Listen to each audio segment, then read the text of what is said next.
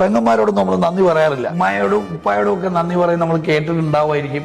പക്ഷെ കൂടപ്പിറപ്പിനോടൊക്കെ നന്ദി പറയാന്ന് പറഞ്ഞാലേ എന്തിന് നന്ദി പറയണമെന്നൊക്കെ ഉള്ള ഒരു ചിന്ത നമുക്ക് ഉള്ളിൽ വരും. നമുക്ക് വേണ്ടി കുറെ കാര്യങ്ങളിൽ സാക്രിഫൈസ് ചെയ്ത് നമ്മളെ ഏറ്റവും വേണ്ടപ്പെട്ട നമ്മുടെ കൂടപ്പിറപ്പിനെ വിളിച്ചിട്ട് നന്ദി പറയാന്ന് പറഞ്ഞാൽ അതൊരു തീരുമാനമാണ്. ഹലോ, അസ്സലാമു അലൈക്കും. റൗഫാൻ എവിടെയല്ലേ? ഞാൻ നന്ദി പറയാൻ വേണ്ടി വിളിച്ചതാ. ഒന്നല്ല, പടച്ചവൻ എന്റെ പെങ്ങളാക്കിക്കല്ലോ. പടച്ചവൻ ഇന്നെ എന്റെ പെങ്ങളാക്കിന്നല്ലോ.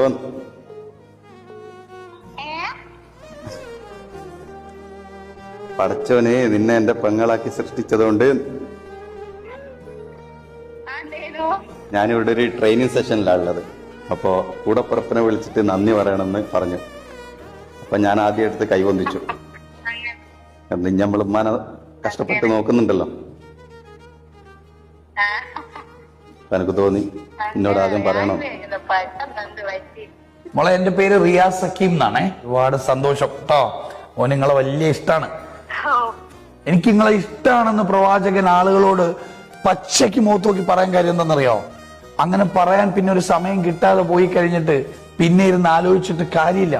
കൂടെ ഉണ്ടാവുമ്പോഴേ ഓരോടൊക്കെ പറയണം, ഇഷ്ടമുള്ളവരോട് ഇഷ്ടമാണെന്ന് പറയണം.